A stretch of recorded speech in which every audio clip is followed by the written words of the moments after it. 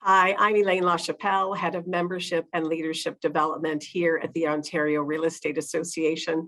And today I have the pleasure of speaking with Atul Kapoor. Atul is a professional registered parliamentarian. He has served as Secretary of the American Institute of Parliamentarians and as a director at the Canadian Medical Association. And that's because Atul is also an emergency physician at the Ottawa Hospital. So needless to say, he is a very talented man. But most importantly, he is the author of a new AREA publication on parliamentary procedure called The Parliamentary Post. Welcome, Atul. Thanks, Elaine. It's great to be here. Could you start by describing what we mean by parliamentary procedure and how that's, say, different from Robert's Rules of Order? Sure. Well, it's pretty basic, actually, and it sometimes seems like an intimidating term, but parliamentary procedure is basically just describing a way of a group discussing an issue and making a decision. And how they do that fairly and efficiently. Rules of order are specific systems of parliamentary procedure. Robert's Rules is the one that most people are going to be familiar with, but there are other books and other rules of order that have differences here and there.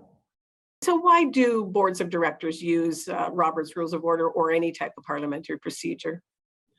Well, let's remember what the purpose of the meeting is. The purpose of the meeting is to come up with the best decisions as a group in order to move the organization forward and follow its mandate. And so when you've got a group of people together, you need a way of how are they going to interact. Every game needs some ground rules.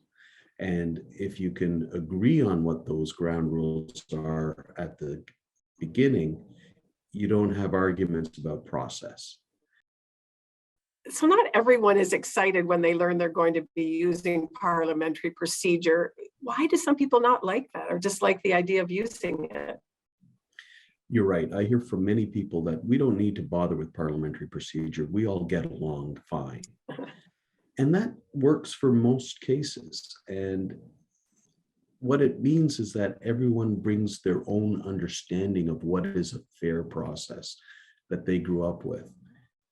For a large majority of the time, that works just fine. However, when you get into contentious issues, you realize that different people all grew up with a different idea of what's fair and what is the best way of working.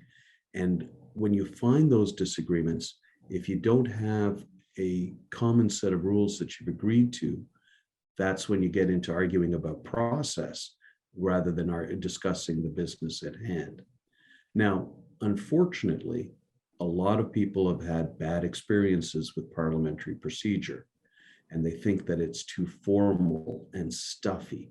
And actually, we're going to get bogged down in the details and not be able to make a decision because someone has to deal with one little minute point. And sometimes even worse, there are people who try to use parliamentary procedure to bully everyone else into listening to them and getting their own way.